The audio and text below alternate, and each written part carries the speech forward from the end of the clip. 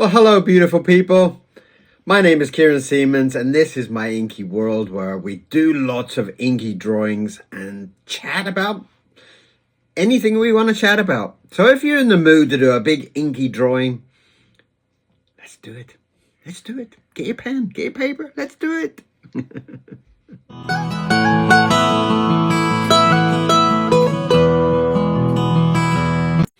Well, hello and welcome back. We're going to get into a bit of drawing today. And I'm not quite sure. As usual, I have no idea really what we're going to be doing, but it would be nice just to have some fun.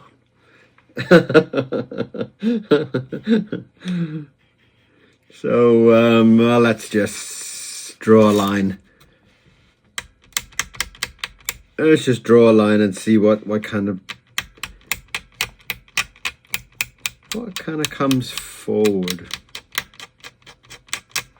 Kind of could be an eyebrow. It could be the top of a head. In fact, let's do that. Let's. I was talking earlier today about self-doubt. Somebody had asked me a question about self-doubt, and maybe I could kind of follow on with that and try and draw self-doubt as a character, maybe. Well, let's keep that as a side thought, all right? And maybe just in case it doesn't really work the way we think of it, we'll call it a sheep god or something at the or whatever. Right. It's always nice to start off with an eye. I do quite like those type of drawings where you can kind of just start off kind of feeling out the character from his eyes.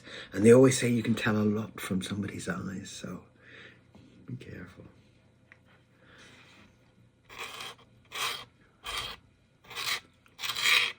So I'm just going to try to draw some kind of crazy eyes there to begin with. Get a nice feeling about it. And I guess, you know, it's one of those type of things that maybe you could have a little bit of fun. Even in your sketchbook, you could kind of come up with emotions. Maybe you could say, what is self-doubt? What does self-doubt look like? You know, what kind of creature would he be? What kind of character would he be? And it gives you that kind of lovely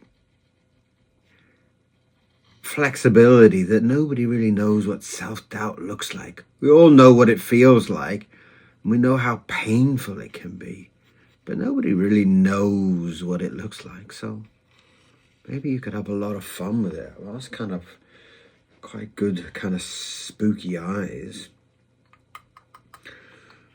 You know, what kind of a nose would he have?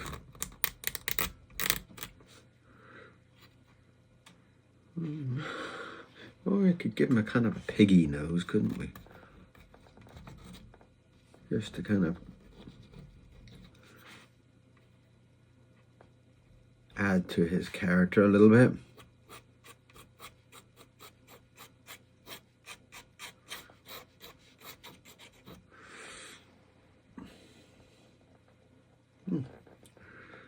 So far, so good.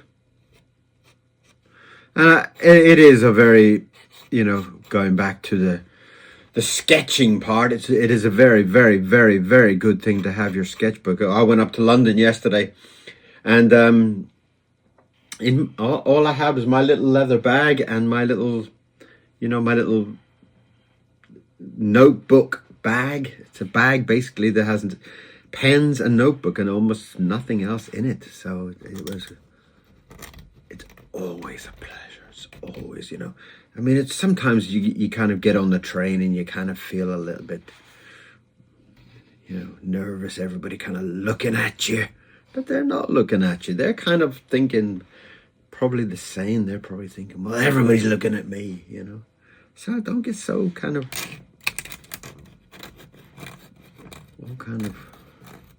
weird about it. Just bring your notebook and do your little doodles and your things. I was thinking about the panda a lot yesterday, and I was drawing up lots of little story ideas of this and that, and I do love it. I do.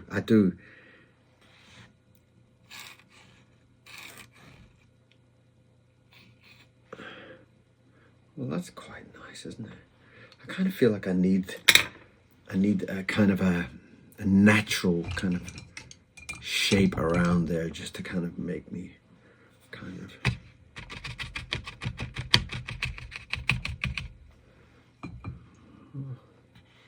Wasn't quite expecting the grey, but it kind of does work nice, doesn't it? Kind of gives him that kind of ghosty, spooky type of feeling about him. Now, what I'm going to do is I'm going to dry a little bit of it up, because I'm still drawing at the moment, and what I have learned that if you're still drawing while you're splashing down your ink, you will find that the loose parts like that little point there is just magical, and you can just dip it in and you can soak up a lot of ink without affecting the lines, without affecting the pattern that it has put down on the paper, which is sometimes magical, the way that it just naturally falls. And I love that. I absolutely love it. The natural way the ink falls can be quite delicious. So we're just going to take that away. Am I still running? I am.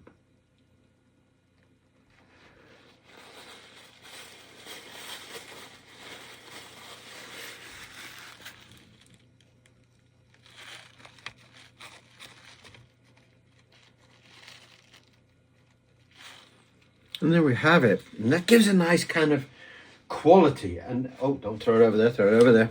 And what I usually find with adding these things is sometimes it just has its own way of, just by putting that down, gives you a shape that possibly you would have never thought about, and quite possibly you would have never done before. And I'm just also tempted just to drop a little bit of color in there, just to. And sometimes the ink doesn't like it, but I'm just got this feeling of dropping a little bit of orange in there. And I'm hoping that the grey and the orange will just find their own natural kind of area to fill. And it will give also a lot more depth to what our character is going to be.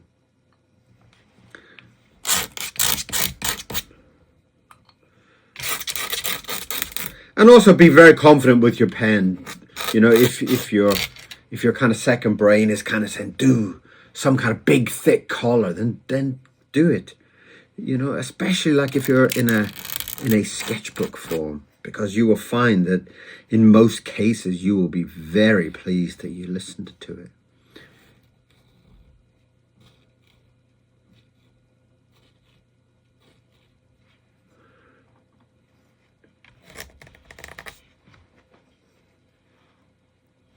And although you probably don't really know where it's going and what's happening at this point, it is so lovely to kind of see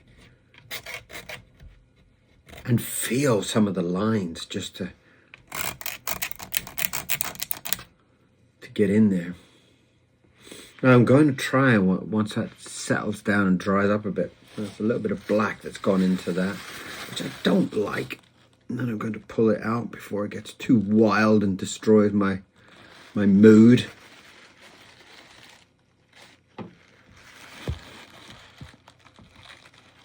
Again, we're just drying up a few of those little wet bits there. Nice, starting to focus. It's starting to feel better. And I've got this feeling. I've got this feeling that I should be, and I might regret it, but I'm feeling that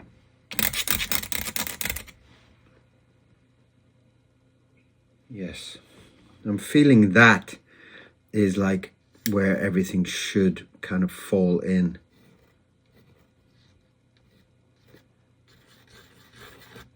I'm kind of feeling like it should have a short body. Like he's got a very big, nasty head. You know, we could even put a few more teeth. He's got a very, very kind of nasty head, but he's got a very small body. And I think that might kind of add a lot to his character.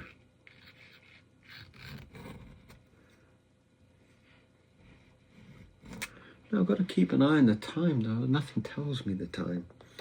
Because I've got to walk Mr. Miro. And Mr. Miro's very fussy about time, you know. If you if you're walking him at too late, he doesn't like it so much, you know. He kind of gets a bit grumpy. But it was, when I come back from London yesterday, he was so happy to see me. It was lovely. It's always so magical, you know. The way the dogs show their love for you is just, it's just absolutely magical.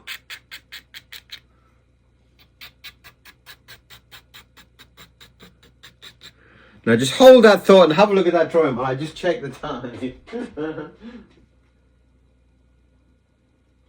Hello, where's the time? Where's the time? Okay. We've got time, we've got time, we've got time. Of course we've got time.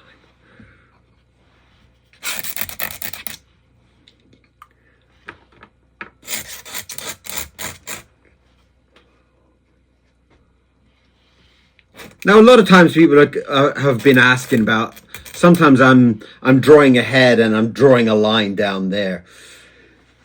It's very difficult to explain why. But when you're drawing, your mind is saying, well, wouldn't it be fun if the legs were... And you kind of go, yeah. And then you start drawing all your eyes. And then you go, right, I've got to draw the legs. What do I do? So a lot of times I would kind of, as my second brain is shouting, my first brain is concentrating. My second brain is saying, do the legs like that. Do the legs like bending in like that. And that's exactly what it's shouting at me now. My second brain is saying, that, do the legs like that. And I don't want to forget it because it might be a very, very important part of the character or the look. And a lot of times I've just got to get in and draw this feeling that is shouting at me. And there's very few occasions where I kind of regret listening to my second brain. So listen to it. If you hear that little voice saying, draw that, do that, give it wings, do it, you know? Because you will find that part of your brain is the creative part. That part of your brain is the part that's pulling you forward into beautiful dimensions. And now,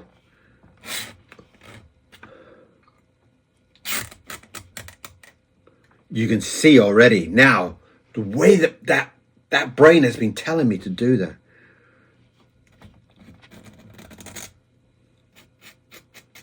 And I'm starting to see that what it's told me has been absolutely spot on.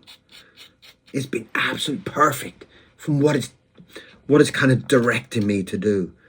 Draw the legs like that. Draw the legs all bandy and thin, buckled.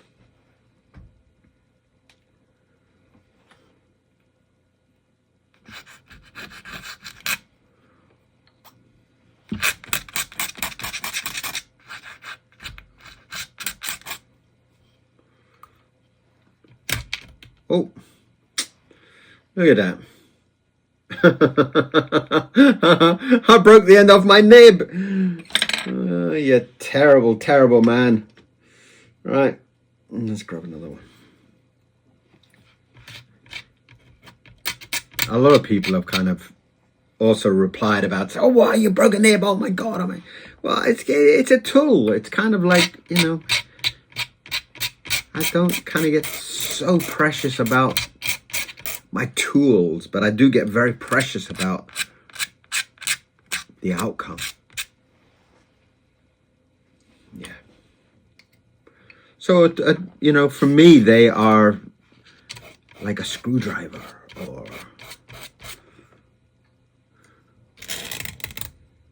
something like that, you know. Obviously a little bit more beautiful. Look at that. Isn't that beautiful? A little bit more beautiful than a screwdriver, but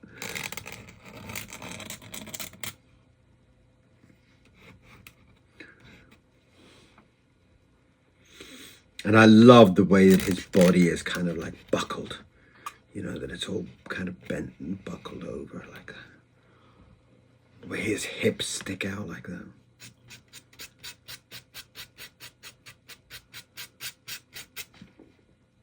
And what I find a lot with these type of very free drawings, there's no plan, there's no concept, there's no pre-thinking, there's nothing like that, is that it does open your mind to being much more acceptable to outside thoughts, like drawing a shape that's irregular, drawing a character that might be, drawing a thought about the structure of his body.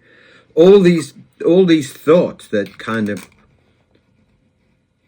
see, again, I'm drawing the hand, but I've been called, my brain is calling me to get over and work on that hip so that I don't forget. But it's cool. It's like, just listen to your brain, because it is guiding you in the best possible way. Wonderful.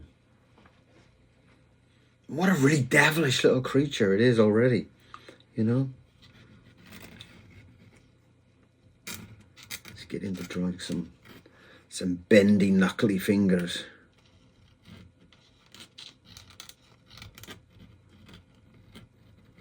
So on the train yesterday, it's always wonderful to watch everybody else and how they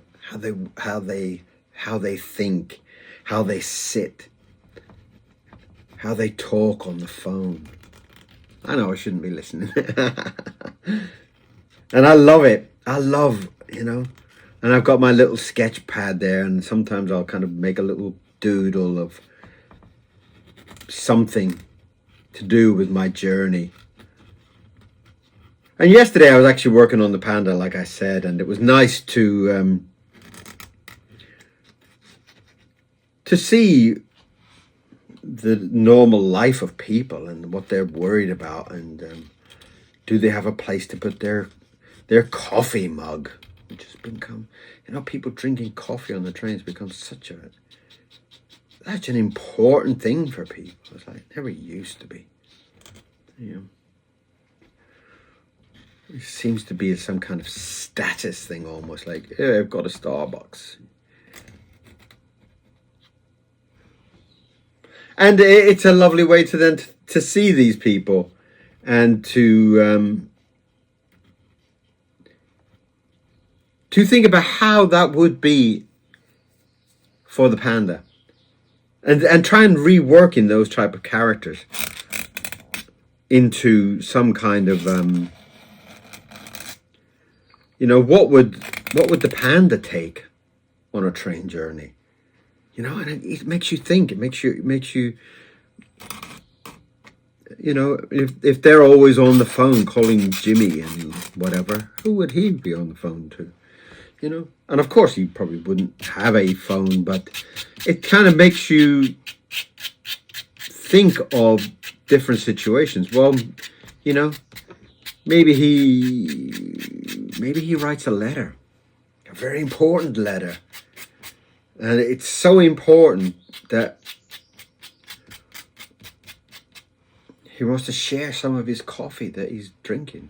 You know, he probably wouldn't be drinking coffee. Wouldn't be that stupid, really. But and kind of get into a situation where he would want to be sharing with the person that he's writing the letter. Maybe he'd want to share some of his cheesecake, and he'd put some cheesecake in the letter, just a little bit, not too much, but maybe he'd take a little finger load and squidge it on the bottom of it, or something like that, just to kind of add some kind of elements of his character. And that's lovely, you know. And it is quite important to kind of carry these characters around with you when you are traveling, when you are on the wherever you are going. You are kind of whatever your character is. If he's some kind of superhero, there's sometimes looking around your situations and thinking, well, what happens if you maybe you're going through a harbor on the train and you're seeing all the ships and everything. What would happen if my superhero is in this type of environment? How would he, and it kind of gives you lots of questions to think about. It gives you other dimensions to your character, which again I love. So I wrote up quite a few little comic ideas for the panda. And it is a difficult character to write for. I've often said that he is the child within you. He has this kind of vision of life, which for many of us we've forgotten about. And as an artist, you try to retain some of that childishness, and we do to a point. We do get very, very, very excited about a new pen or a new batch of paints or something. Yeah.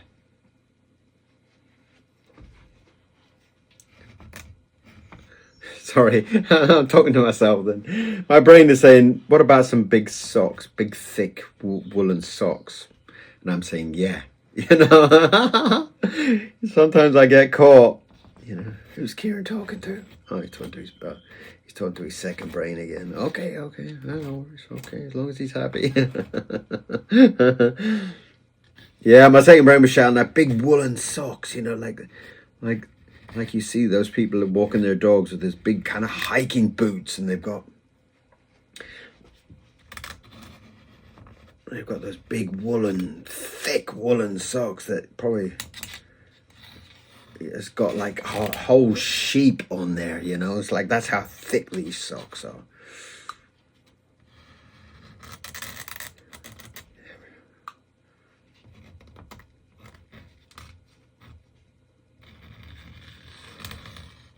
So if you've got any of your friends that are into art and would like to see my channel, please do share. Don't keep it all for yourself. Get out there and share my channel. Go on. And now, obviously, the TikTok. We're obviously going to lose a lot of the Americans now with our TikTok dimension. It seems like it's going to be sold, which it's quite sad, really, because I've seen over the last kind of year or so how TikTok has kind of become very much a shopping channel, which is very, very, very sad to see. I remember when my daughter used to use it, and it was all about kind of like doing all these dancing videos and karaoke type videos, and everything was so beautiful and kind of innocent back then. And it has changed so much. It has changed into some kind of making money channel, and the creative side has kind of been pulled apart. It's been pulled to one side. And I do find that very, very, very, very sad. Very sad that the creative has faded so much.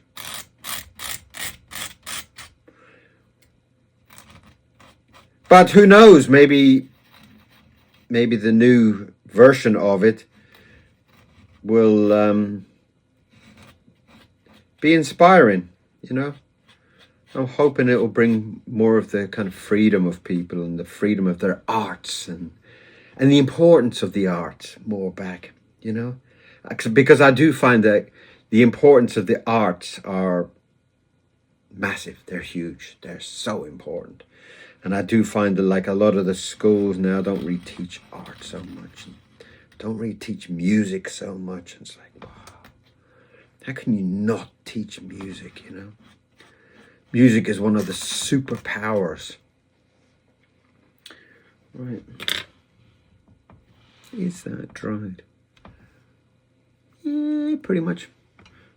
I've got this wish to kind of put in a little bit of grey around the eyes.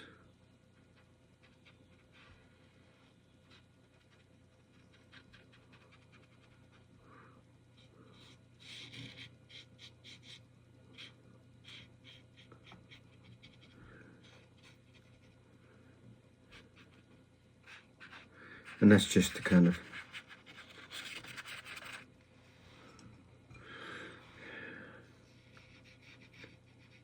fill out that shape of the head a little bit more.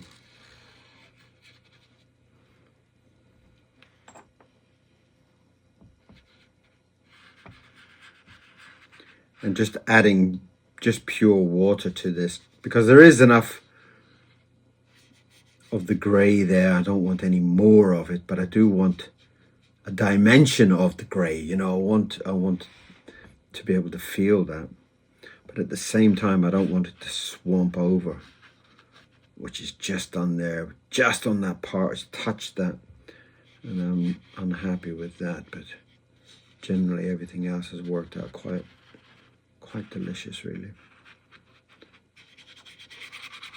And it's given a nice kind of greyness to the whole mood, which is nice.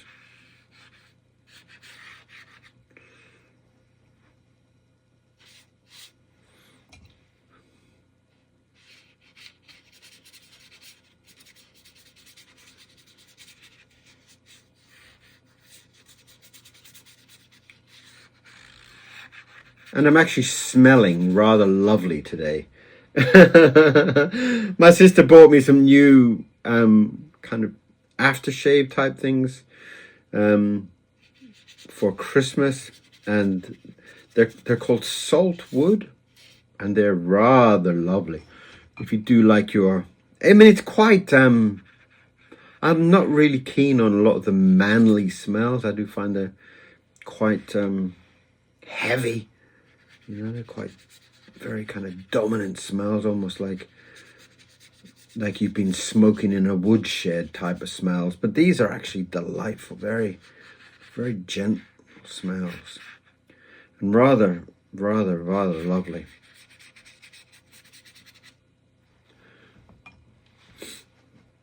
I don't know why I mentioned that. I probably just got a whiff of myself, maybe.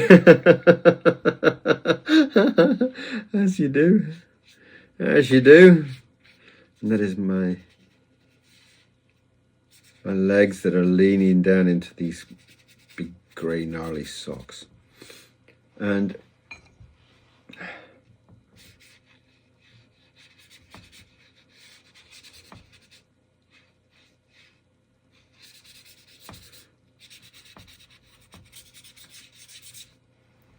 given that kind of ground area there, which seems to work really, really nice, just to kind of ground him a little bit.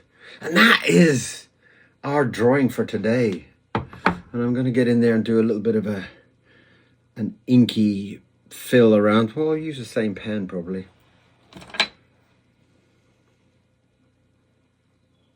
So that is the kind of, maybe that's the, we were talking earlier about this kind of creature of self-doubt. Maybe that's what he looks like, you know? Maybe that is what self-doubt looks like. If he was a creature, what would he look like? Yeah, that's what he would look like. That is what self-doubt would look like. If he were a creature, he would look just like that. So every time you get any self-doubt, you can kind of go, well, you're ugly and you got long bony legs, and you can kind of call him out and laugh at him, okay?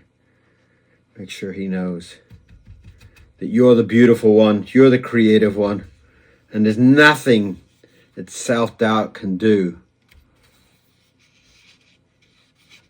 to ruin your day. Nothing. Because you've got Kieron and his drawings, and they both believe in you. They think you're wonderful.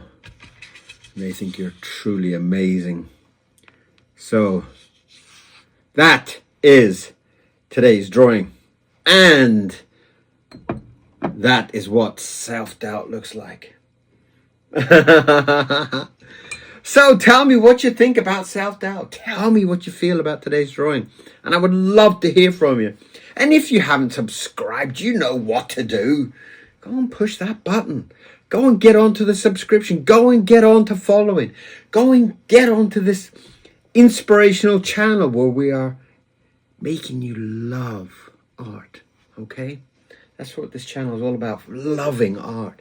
Sharing art. And that is a fantastic, great, lovely morning. So thank you very much for being here. And I will see you back very, very soon for more drawing. But you won't know I'm here if you're not subscribed. Have you pushed that button? I will see you back here again very, very soon. Bye-bye.